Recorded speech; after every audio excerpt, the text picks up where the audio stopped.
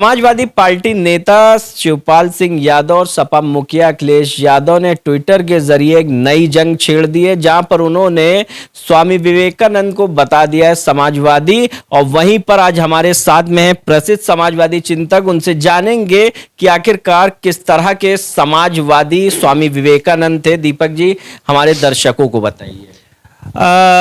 स्वामी विवेकानंद जी ने वेदों के माध्यम से, सनातन भारतीय मनीषा के माध्यम से समतामूलक समाजवाद की व्याख्या की। और मैं तो इसके लिए भाई अखिलेश जी और आदरणीय शिवपाल सिंह जी को बधाई दूंगा कि उन्होंने एक नए विमर्श का सूत्रपात्र किया है। अब ये धारणा बना देते हैं कि कोई भगवा पहना हुआ स्वामी शब्द है तो वो समाजवाद से उसका सरोकार नहीं होगा। गलत है। समाजवाद तो एक सनातनी अवधारणा है। अभी ये देखिए, पुस्तक है cast culture and socialism, Swami Vivekananda ji की पुस्तक है, जिसका हिंदी अनुवाद भी उपलब्ध है, जाति संस्कृति और समाजवाद के नाम से। मैं चाहूंगा कि हर व्यक्ति इसको पढ़े और इस विमर्श को आगे बढ़ाए। स्वामी विवेकानंद जी का जो बयान आदरणीय शिवपाल जी ने दिया और जिस पूरे वाक्य को रेखांकित अखिलेश जी ने किया है, वो क्या है? वह यही है कि भूखे रहने से ज्यादा अच्छा है कि हमें आधी रोटी मिले।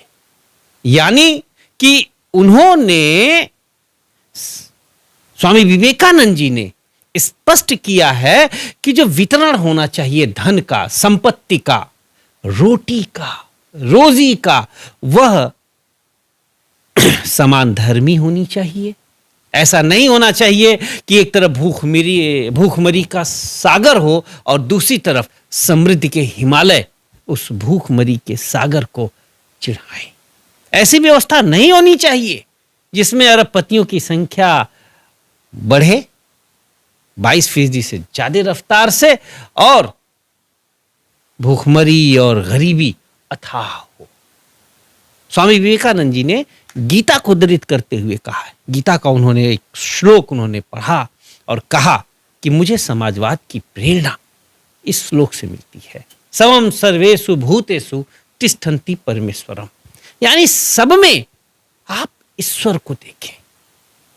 यानी कि हर व्यक्ति ईश्वर का ही एक प्रतिरूप है। यह विवेकानंद जी ने बताया। समाजवाद क्या है? शोषण विहीन समता मूलक समाज बनाने का एक संकल्प है, जिसकी पैरवी भगत सिंह भी करते थे।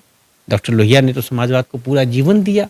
तो ये एक विमर्श छेड़ा है आदरणीय शिवपाल सिंह जी ने और अखिलेश जी ने। इसके लिए दोनों साधु के पात्र हैं। नए सिरे से बहस होनी चाहिए। अब आप बताइए, रामराज को लेके जो बहस छेड़ी गई है, क्या रामराज एक विभाजनकारी अवधारणा थोड़ी है। रामराज तो एक ऐसी शासन प्रणाली है जिसमें समत्व हो, जिसमें एकता के सूत्र बहुत मजबूत हो। तुलसी जी ने क्या कहा है? बैर न कर काहू सन कोई, राम प्रताप विषमता खोई। इसीलिए तो गांधी रामराज की बात करते थे और इसीलिए लोहिया गली गली गांव गांव घूमकर रामायण मेला लगाते थे।